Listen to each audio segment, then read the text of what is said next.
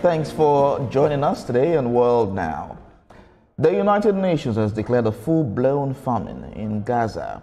A report by the UN-backed World Leading Hunger Monitor, the Integrated Food Security Phase Classification Initiative, mentioned that the famine affects at least 500,000 persons.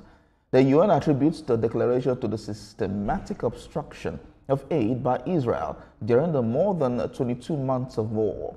We have details in this report. In a swift reaction, Israeli Prime Minister Benjamin Netanyahu described the UN-backed report as an outright lie. Israel has repeatedly denied restricting the amount of aid entering Gaza. More than 100 humanitarian groups, witnesses, multiple UN bodies, and several of Israel's allies, including the UK, insist Israel is blocking free passage of food and other humanitarian aid to Gaza. The Integrated Food Security Phase Classification Initiative says that an immediate response is needed, or there will be an unacceptable escalation in famine-related deaths. It predicts that between mid-August and the end of September, famine will expand across the Strip to Del Balal and Khan Yunis. According to the IPC report, during this period, almost a third of the population, nearly 641,000 people, are expected to face catastrophic conditions. The report also projects that up to June 2026, malnutrition will threaten the lives of 132,000 children aged under 5. Since the start of the war, Gaza's Hamas-run health ministry has reported that 271 people have died of malnutrition, including 112 children. In a statement, Israeli Prime Minister Benjamin Netanyahu maintains that since the beginning of the war, Israel has enabled 2 million tons of aid to enter the Gaza Strip, over 1 ton of aid per person. Well, to discuss this further, we have Global Affairs Analyst Ejike Okpa, who joins me virtually. Thank you very much, Mr. Okpa, for joining us at this time. Now, the United Nations, independent bodies and Palestinians have been repeatedly asking the Israeli government to allow free movement of food and other humanitarian supplies into Gaza. Now, do you think Israel is deliberately attempting to wipe out Palestinians amidst calls for peace? Yeah, thank you for having me. Before I get on that question, I'd like to extend a shout out to your news director, Stella D. Jacob, who I heard has been appointed into the executive director news for NTA. I think that's a big plus, for your news organization. And for her. So, I have known her for decades, and she's a beautiful newscaster. So thank you. Thank you. Back to your question. When you have a conflict like this, oftentimes what you see is you get conflicting reports. Those who feel that they are being victimized are going to say things to make the world feel that things are very, very bad, and those who are victimizing the other ones are going to say, heck no, that's not what is going on. I think there's a hunger in Gaza. There's no doubt about it. But Israel keep coming back and saying, hey, we let food in, and then the thing is, who do we believe? My thing is that we should even have this war, but since we have it, why is the world leadership in a position or sort of handicapped? They are not able to put a stop to it. The United Nations General Assembly is coming up next month. We're going to see what happened. But what is told us is that some of these UN agencies are just toothless bulldogs. Sometimes nobody pays attention to what they say. And because of that, there's just confusion and conflict of information. So I'm hoping that Israel, and the Palestinian leadership and the Hamas people will come to terms and say, hey, we're going to have to put a stop to this. In any war conflict, oftentimes they use the weapon of mass destruction. And the weapon of mass destruction is often to deny, the most vulnerable people food. And that is, the children and the women. And you see what is going on there with people extending pans and plates and wanting to get food. Why do we have to be seeing this sort of thing in 21st century? It's not fair. I'm not taking sides as to who should have started this war, who should stop it, but I just don't subscribe to anything where, the vulnerable members of our population are suffering while, ego runs around.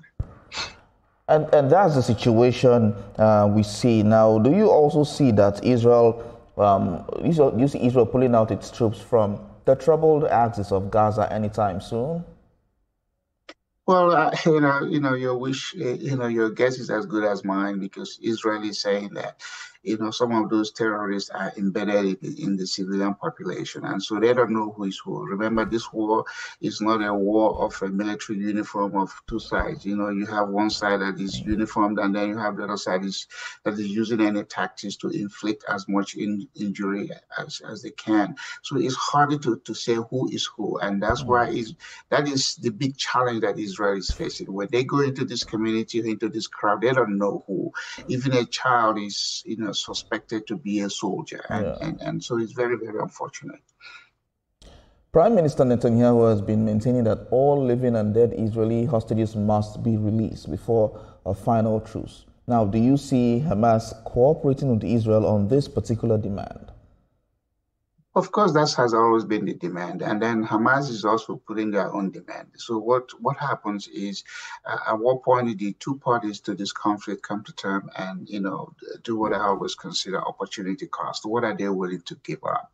If everybody's insisting on what they want for their side, it's not going to happen. Yeah, I mean, it even in your own family situation. Sometimes you have to give up something for your spouse to get a space, or for you to get a space, or for the kids to get a space. But if everybody's being intransigent and insisting on their part of things, then the world is going to be exposed to what we're saying. So if Hamas feels that, hey, we need to do this in order to have peace, and Israel said, okay, fine, we'll give up on this other part of our own demand, maybe they will have peace. But until that happens, this is going to go on. I just want to see what happens next month when the General Assembly meets, if there's anything. But again, there's nothing. UN is a toothless bulldog. They bark, they don't bite.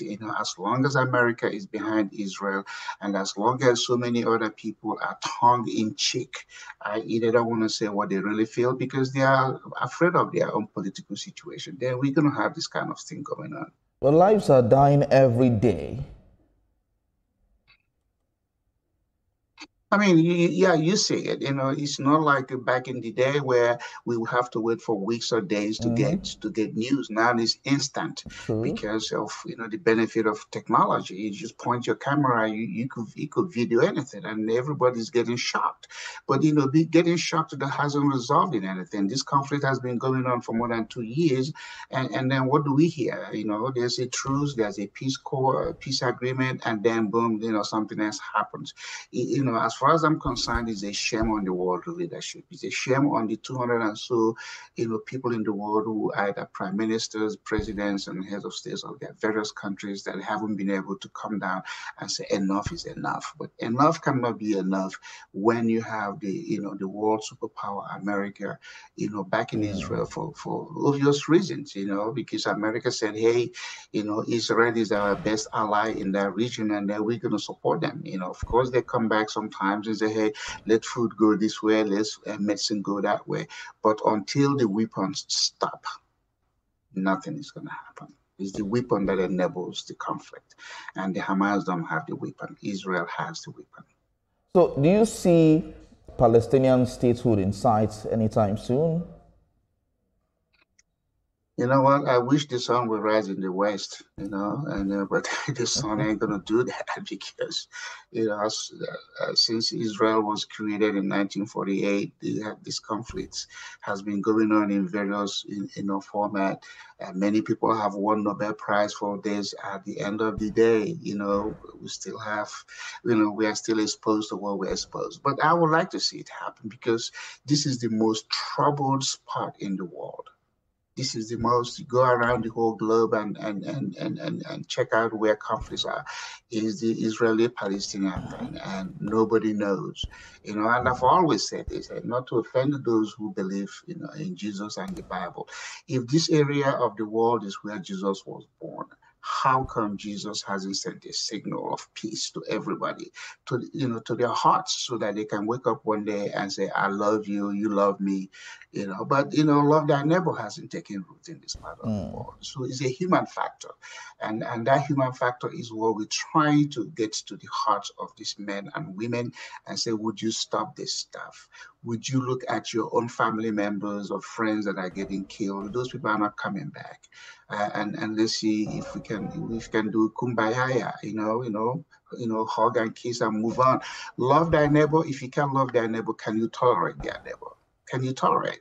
That's what we have to do in the world. You don't have to love everybody, but you cannot tolerate them and allow them to live the way they want to live without them inflicting injury on your side.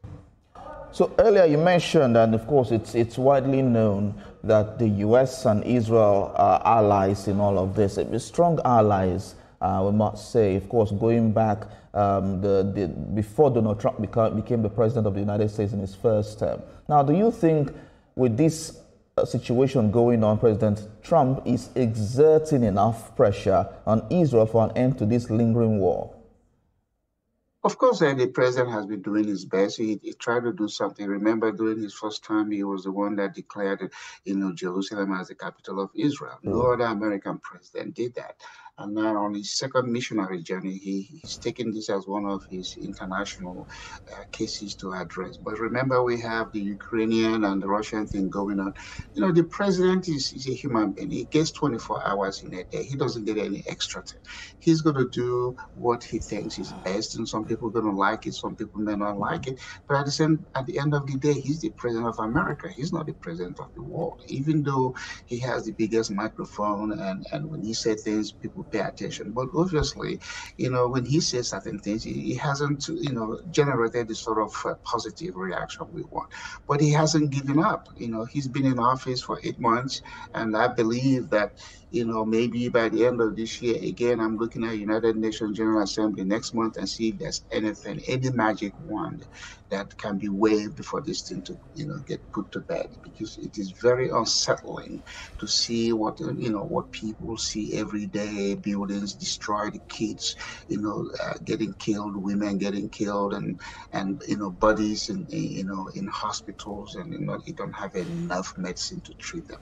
Even if you have enough, is that why we should be doing it? So it is very, very sad. But again, I commend Trump for what he's doing. But again, at the end of the day, he doesn't stretch the 24 hours more than anybody. He still has to go to sleep and take off his clothes, put it on the next day, and then see what he can do best for the people.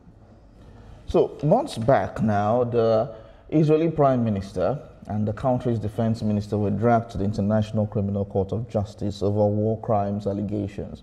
Do you think that's a good ground that could also pave the way for an end to this troubling war? Well, let's arrest Netanyahu has been on for more than 1 year, but who's going to arrest him? You know what I mean? Again, this is one of those things. You issue all those declarations, but then what happens? I don't know if you've ever seen this sort of military or security around Netanyahu. Nobody's going to arrest him. Maybe after this conflict ends, and you can catch him somewhere, but he's not like, Charles Taylor of Liberia that was grabbed and hauled, before the World Court, and he's doing time for that. Such a thing is not going to happen to Netanyahu. For what it's worth, the war, they do that, but at the same, why do you do something that we know at the end of the day is not going to produce the results we want? It's a slap on your face, or the slap on the organization that is doing it. All right. So, what do you think should be employed? What diplomatic solutions should be employed to end this war? The diplomatic solution is that take yourself, for instance, if you and your wife are having issues, know nothing the third party says is going to make a difference until the two of you comes to terms and say, okay, honey, this is what I'm going to do, and then, honey, this is what I'm going to do. So the Hamas and the Israelis people, they have to come to terms for that. They have to look each other in the eyes and agree that this is not, the land we're fighting for, the boundaries of this land. Okay, where do you want the line, and can I live with that? But if those two parties don't come to terms, if anything the third parties are doing, and the third party in this case is, UN, US, European leaders, and every other person who want to inject themselves into this conflict, it's not going to matter. Because once you do it and turn around and leave, they're just going to do whatever they want to do. Again, I said, you look at the family unit. Every successful nation starts with the family. If you cannot be accountable and responsible at the family unit, you're not going to do it at the national unit. So again, because nations are made up of people, and those peoples come from families. They are somebody's father, somebody's mother, or husband and wife and brother and sister. So that is where the whole thing has to start. The Palestinians and the Israelis again have to come to terms and recognize that by default and design, they are our neighbors. How can we love ourselves, and then tolerate ourselves? Love may be a stretch, but can you tolerate each other? And until they do that, you and I are going to be exposed to this that oftentimes is unsettling. Each time I see these pictures, I keep shaking my head. But hey, I'm in the comfort of my home in Dallas, Texas. I don't live there. I don't have a family member that lives there. But as a human being, it touches me to see that in the 21st century, we have people that have to wake up, or when they go to sleep, they don't even know if you're going to wake up for the next day. Global Affairs Analyst Ejike, thank you so much for talking to us on this. Thank you. Again, thank me for having me, and I'm so proud of what you guys do at TVC. I'm sure that is what contributed to Miss Stella getting the nod for the national NTA. Yes. All right, guys. Thank you. Thank you so much. Thank you. Well, we'll go on a